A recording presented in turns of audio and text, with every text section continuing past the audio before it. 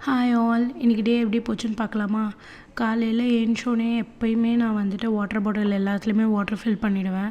Because அப்போ தான் வந்து நம்ம கொஞ்சம் சோம்பேறித்தனம் படாமல் ஃபுல் டே வாட்டர் கன்சியூம் பண்ணிகிட்ருப்போம். ஸோ அதுக்கப்புறம் நேற்றுக்கே என் ஹஸ்பண்ட் வந்துட்டு எனக்கு மேகி வேணும்ன்ட்டாரு. ஸோ அதை வந்து காலையில் அவருக்கு செஞ்சு கொடுத்துட்டேன். சரி, வேலையும் ஈஸியாக போயிடுமேனு.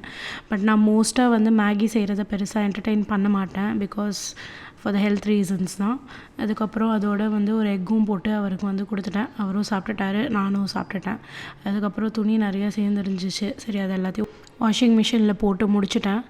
அதுக்கப்புறம் பார்த்தா வீட்டில் எக்கு இல்லை. சரி, அது வாங்கலான்னு சொல்லிட்டு நாங்களும் போயிட்டு மற்ற க்ராசரிஸும் வாங்கலான்னு சொல்லிட்டு போயிட்டு வந்தோம். பார்த்தா அதுக்குள்ளே ஹஸ்பண்ட் வந்து ஆஃபீஸில் வேலை இருக்குது, நீ வா அப்படின்னு சொல்லிட்டாரு.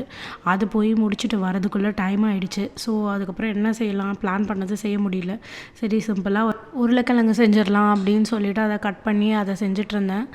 எனக்கு இந்த மாதிரி உருளைக்கிழங்கு செய்கிறது வந்து ரொம்ப பிடிக்கும், பாயில் பண்ணி செய்கிறத விட. ஸோ இதில் வந்து நான் சில்லி பவுடர் அதெல்லாம் போடுவேன். அதுக்கப்புறம் இதில் மேகி மேஜிக் மசாலா ஒன்று இருக்குது, அது போட்டால் இன்னும் டேஸ்ட்டாக இருக்கும். பட் இந்த தடவை நான் அதை போடலை. அது பிகாஸ் அது நல்லதான்னு எனக்கு தெரியல. அதுக்கப்புறமேட்டு எக் இருந்துச்சு, எக்கு பாயில் பண்ணேன். சரி, ரைஸுக்கு வந்து புளி கரைச்சல் வந்து எங்கள் அம்மா கொடுத்துருந்தாங்க. எங்கள் அம்மா அது ரொம்ப டேஸ்ட்டாக செய்வாங்க, கோயிலில் செய்கிற மாதிரியே செய்வாங்க. ஸோ அதுவும் செஞ்சுட்டு அதுக்கப்புறம் தயிர் இருந்துச்சு, அதில் வந்து மோர் கலந்தேன். மோர் கலந்துட்டு அதுக்கப்புறம் வாஷிங் மிஷினில் போட்டு துணி ஃபுல்லாக காய போட்டு மறுபடியும் ஆஃபீஸ் போயிட்டோம்.